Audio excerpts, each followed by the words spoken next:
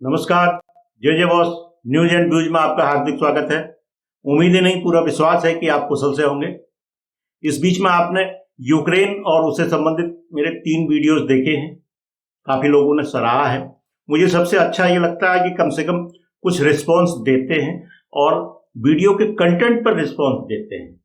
मुझे आप लोगों का भरोसा है कि सिर्फ कंटेंट पर ही अपने रिएक्शंस देंगे, बाकी वीडियो बनाना वीडियो न बनाना ये तो लगा रहता है। कोई बनाएगा या सामने से कैमरा रख दिया तो वीडियो बन गया, लेकिन उसमें है क्या? सवाल यह है कि उसका कंटेंट क्या है।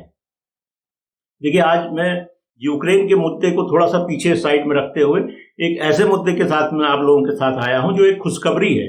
खुशखबरी यह है कि भारत में लोकतांत्रिक पार्टियां जो हैं, यानी कि पॉलिटिकल पार्टियां जो हैं, वो खुद भी कोई चुनाव नहीं कराती।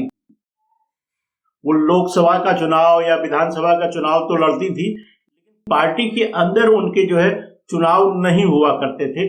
लेकिन आज कांग्रेस ऐसी इकलौती राष्ट्रीय पार्टी हो गई है जिसने खुलेआम वोटिंग करा करके राज्यों में वोटिंग कराया और अपने नेशनल हेडक्वार्टर में वोटिंग कराया। तो इस तरह से करीबन 9 साढ़े 9 हजार वोटर्स के माध्यम से अपना राष्ट्रीय अध्यक्ष को चुना है। तो मल्लिकार्जुन खड़गे वरिष्ठ कांग्रेसी नेता हैं, 9 बार के विधायक हैं, 2 बार लोकसभा के सदस्य रह चुके हैं। अब आजकल वो राज्यसभा के सदस्य हैं और नेता प्रतिपक्ष भी रह चुके हैं। हालांकि नेता प्रतिपक्ष वाली स्थिति तो नहीं थी उतनी, उनके पास में लोकसभा के सदस्य नहीं थे, फिर भी एक लार्जेस्ट सिंगल पार्टी होने के नाते वो एक लीडर अपोजिशन का आनंद ले रहे थे, एंजॉय कर रहे थे। बहरहाल मल्लिकार्जुन खड़गे जी को शुभकामनाएं, वो कांग्रेस अच्छी तरह से चलाएं। देखिए, देश में लोकतांत्रिक प्रक्रिया अगर है तो जो भी सत्तारूढ़ पार्टी है उसके साथ में विपक्ष भी मजबूत होना जरूरी है। विपक्ष अगर मजबूत नहीं है तो जो सत्ता दल है वो रास्ता भटक सकता है, या उसको लग सकता है कि भाई अब कोई विरोध करने वाला नहीं है, जो फैसले हों। कई बार उनके नेता नहीं भी चाहते हैं, पार्टी के अंदर से आवाज उठती है तो उसके पक्ष में फैसला लेना पड़ता है। ऐसे उनके पास भी अपोजिशन का एक शील्ड रहता है। अभी आपने देखा होगा कुछ अन्य पॉलिटिकल पार्टीज में भी राष्ट्रीय अध्यक्ष चुने गए थे, लेकिन उनके बंद कमरे में ही चयन हो गया। जो चुनाव आयोग के पास में जो उनकी फाइल जाएगी उसमें बाकायदा पूरा चुनावी प्रक्रिया का पालन होगा। लेकिन जो कांग्रेस ने ये करके दिखाया है ये वास्तव में एक लोकतांत्रिक प्रक्रिया है। इसमें कहने वाले ये भी कह रहे हैं कि भाई मल्लिकार्जुन खड़गे जी को जो है गांधी परिवार का समर्थन था।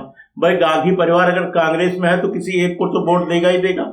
आज कम से कम ये है कि अगर डॉक्टर शशि थरूर अपोजिशन में खड़े हुए हैं तो 1000 से ज्यादा वोट ला करके उन्होंने भी दिखा दिया कि कांग्रेस में विरोध का भी स्वर उठता है और उसका सम्मान होता है।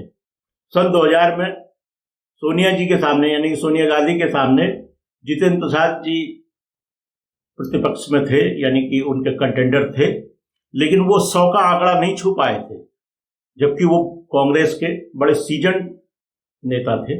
लेकिन सोनिया जी यानी गांधी परिवार का एक ऐसा ऑरा था कि उनके खिलाफ या सोनिया जी के अगेंस्ट जा करके जितेंद्र प्रसाद को वोट देने वाले जो हैं 100 लोग नहीं शामिल हो। 2022 में अध्यक्ष का ये चुनाव हो गया, सन 2000 में चुनाव हो गया।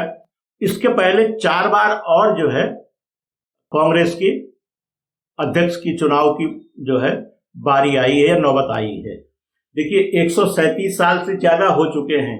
1885 में 24 दिसंबर 1885 को कांग्रेस की स्थापना हुई थी।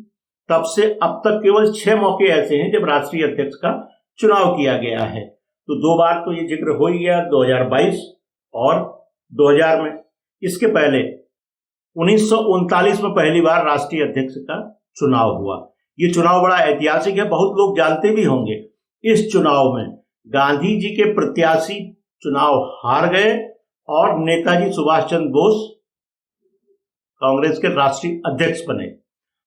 हालांकि बाद में नेताजी सुभाष चंद्र बोस को ये लगा कि गांधी जी के आशीर्वाद के बिना कांग्रेस चला पाना मुश्किल है और यहीं से उन्होंने एक दूसरा रास्ता अपनाना शुरू किया और धीरे धीरे वो कांग्रेस से अलग हो गए। इसके बाद नंबर आता है 1950 में। तब पुरुषोत्तम दास टंडन और आचार्य जेवी कृपलानी दोनों बड़े दिग्गज आमने सामने थे और नेहरू जी के प्रत्याशी जो है आचार्य कृपलानी थे, लेकिन पुरुषोत्तम दास टंडन जी चुनाव जीत जाते हैं। उनको सरदार पटेल का करीबी माना जाता था। फिर आती है बारी 1977 में, जब देवकांत बरुआ जी ने इस्तीफा दिया और अध्यक्ष का पद खाली हो गया। तो इस समय फिर से चुनाव होता है और के ब्रह्मानंद रेड्डी चुनाव जीतते हैं।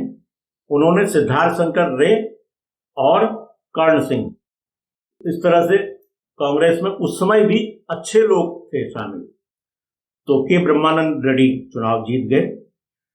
फिर 1997 में एक बार फिर मौका आता है, जिसमें सीताराम केसरी ने शरद पवार और राजेश पायलट दोनों को पटकनी दी। उसके बाद ही कुछ दिनों बाद शरद पवार ने अपनी पार्टी अलग बना ली थी, कांग्रेस तोड़ करके चले गए। फिर बाद में राजेश पायलट का तो एक्सीडेंट भी हो गया, वो इस दुनिया में नहीं रहे। कांग्रेस के जो संगठन है, अनुशासित संगठन है, उस पर भी थोड़ा चर्चा डाल लें। इनकी छात्र विंग है NSUI, यानी कि national student union of India, और इनकी युवा विंग है भारतीय युवा कांग्रेस, महिला विंग है भारतीय महिला कांग्रेस, श्रमिक संगठन है राष्ट्रीय मजदूर कांग्रेस। इसके अलावा एक सेवा विंग हुआ करता था जो अब काफी डिफरेंट हो गया है, उसको कहते हैं कांग्रेस सेवा दल। आपने कभी वीडियो में देखा होगा कि कुछ लोग टोपी लगाए हुए कांग्रेस मुख्यालय में या कांग्रेस के दफ्तरों में झंडे को सलामी देते हैं, और जो कांग्रेस का नेता होता है या मुख्य अतिथि उस समय होता है तो वो भी सैल्यूट देता है, सलामी देता है। तो यही दल जो है कांग्रेस सेवा दल है, और ये कांग्रेस का काडर पैदा करता है, और गांव-गांव, जिले-जिले, कस्बा स्तर पर, ब्लॉक स्तर पर ये एक पर्याप्त संगठन था जो कि समाज की सेवा भी करता था और देश की रखवाली के लिए लड़ाई भी करता था। इसकी स्थापना 1 जनवरी 1924 को नारायण सुब्बा राव हार्डिकर द्वारा हिंदुस्तानी सेवा दल के नाम से की गई। अच्छा, यहां पर एक मजेदार बात यह है कि नारायण सुब्बा राव हार्डिकर जिन्होंने सेवा दल की स्थापना की, और एक और नाम आपने सुना होगा इतिहास में, वो है डॉक्टर केशव बलिराम हेगड़ेवार। हाँ, ये वही है जिन्होंने राष्ट्रीय स्वयंसेवक संघ की स्थापना की, और संघ की स्थापना सेवा दल से करीबन 1.25 साल बाद 27 सितंबर 1925 को हुई थी। एक तरीके से ये भी कहा जाता है सेवा दल की देखा देखी में ही स्वयंसेवक संघ की स्थापना हुई थी, और NS हार्डिकर तथा डॉक्टर हेगड़ेवार दोनों क्लास फेलो थे, सहपाठी, यानी कि एक दूसरे से प्रभावित थे, एक दूसरे को जानते थे। और नतीजा ये हुआ कि सेवा दल कुछ समय तक तो अच्छा चला। 1930-31 में आते आते इसके जो कांति थी या इसका जो मान सम्मान था समाज में, वो इतना बढ़ गया कि कांग्रेस के अंदर भय होने लगा। हिंदुस्तानी सेवा दल को कांग्रेस के साथ अटैच कर दिया गया, फिर इसका कांग्रेस सेवा दल इसका नाम दिया।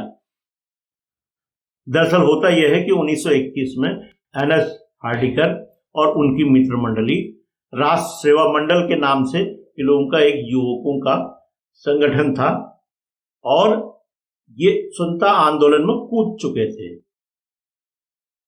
होता क्या था कि कांग्रेस के जो कार्यकर्ता थे उनको अगर उस समय की ब्रिटिश सरकार या उसकी पुलिस गिरफ्तार करती तो ये कांग्रेस कार्यकर्ता शाम तक आते आते माफी मांगते और जेल से घर चले जाते।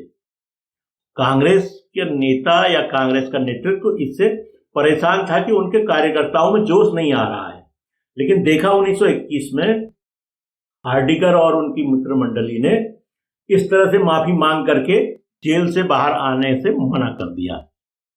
अब जब नागपुर जेल की ये घटना हुई तो कांग्रेस नेतृत्व को पता चला, तो कांग्रेस नेतृत्व को लगा कि इस तरह के युवा जो हैं इनके जैसा जोश और इनके जैसा आदर्श जो है हमारे कार्यकर्ताओं के अंदर आना चाहिए। तो उन्होंने हार्डिकर जी और इन लोगों से मिलकर कहा कि भाई इसमें कुछ न कुछ ट्रेनिंग प्रोग्राम चलाना चाहिए। तो जेल से छूटने के बाद 1923 में हार्डिकर इलाहाबाद आते हैं और जवाहरलाल नेहरू से मिलते हैं। नेहरू जी अपनी सहमत देते हैं और वो इस संगठन का पहला चेयरमैन बनते हैं। और जब तक ये संगठन पूरी तरह से बनता है, उसी बीच में बेलगाम जगह है महाराष्ट्र और कर्नाटक के बॉर्डर में, वहां कांग्रेस का अधिवेशन हुआ था। उस जगह की, उस अधिवेशन की सुरक्षा और वहां की साफ सफाई की व्यवस्था इस कांग्रेस सेवा दल ने, उस समय यह हिंदुस्तानी सेवा दल के नाम से था। बाद में गांधी जी ने खुद स्वीकार किया, गांधी जी ने कहा भी अगर ये हिंदुस्तानी सेवा दल नहीं होता, और हार्डिकर जी का नाम भी लिया, अगर ये लोग नहीं होते तो हम अधिवेशन इतने सहजता से कराने में सफल नहीं हो पाते। इस तरह से कांग्रेस के अंदर एक सेवा भाव जगाने के लिए सेवा दल धीरे धीरे आगे बढ़ा। 1931 में आकर के इसको जो है कांग्रेस के साथ इसको अटैच कर दिया गया। लेकिन दुर्भाग्य देखिए, आगे चलते 1950 आते आते धीरे धीरे इसकी उपेक्षा शुरू हो गई। हालांकि जब तक नेहरू जी थे, सेरेमोनियल रूप से इसको जो है शामिल किया जाता था। राजीव गांधी ने भी इसको सेरेमोनियल, या इंदिरा जी ने भी इसको सेरेमोनियल तौर पर इसको बनाए रखा। लेकिन अब आजकल कई सालों से हम देख रहे हैं सेवा दल के रूप में कुछ नहीं है, और 2-4 लोग कभी कभार शामिल हो जाते हैं। वरना जो एक सेवा भाव और सेवा दल का एक जो काडर था, वो कांग्रेस की मजबूती के लिए बहुत जरूरी था। कांग्रेस ने बुधवार 19 अक्टूबर 2022 को एक नया इतिहास गढ़ा है। यहां पर अगर वो युवा थरूर को चुनते तो शायद आगे के लिए एक युवा के रूप में और ज्यादा आश्वानित होते। फिर भी एक अनुभव को उन लोगों ने चुना है। मल्लिकार्जुन खड़गे जी अनुभवी हैं, पार्टी को काफी आगे तक ले जाना या अनुभव के आधार पर आगे बढ़ाने के लिए वो सक्षम है। उनके सामने चुनौतियां बहुत हैं। अभी 2024 में लोकसभा इलेक्शन के पहले 9 राज्यों में, या 1 दर्जन समझिए आप, लगभग 1 दर्जन विधानसभाओं के लिए चुनाव होने हैं। वहां क्या रिजल्ट रहता है, गांधी परिवार का डिफेक्टो इफेक्ट कैसा रहता है, ये भी उनको देखना होगा। इसके अलावा राज्यों में जो संगठन है या जिला लेवल पर है, उन पदाधिकारियों का भी चुनाव करना होगा। कम से कम दिखाई दे कि हाँ भाई, इनके आने के बाद कुछ गतिशीलता पकड़ी है। संभव अगर हो सके, अगर सेवा दल को वो आगे बढ़ाएं तो आज नहीं तो 2-4 साल बाद संगठन खड़ा हो सकता है। फिर से ये कैडर ग्रास रूट लेवल पर आ सकता है।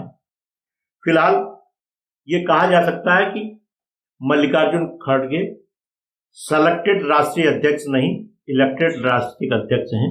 ये खुशी की बात है। जे बॉस न्यूज एंड व्यूज की तरफ से उनको शुभकामनाएं हैं कि वो लोकतंत्र के इस महायज्ञ में कुछ न कुछ योगदान देंगे। अब आज का ये वीडियो आपको कैसा लगा? अच्छा लगा हो तो कृपया लाइक करें, शेयर करें, और जिन लोगों ने अभी तक J Boss news and views channel को सब्सक्राइब नहीं किया है, कृपया सब्सक्राइब कर लें। इन्हीं शब्दों के साथ पूरी होती है आज की बात। बहुत बहुत धन्यवाद। नमस्कार।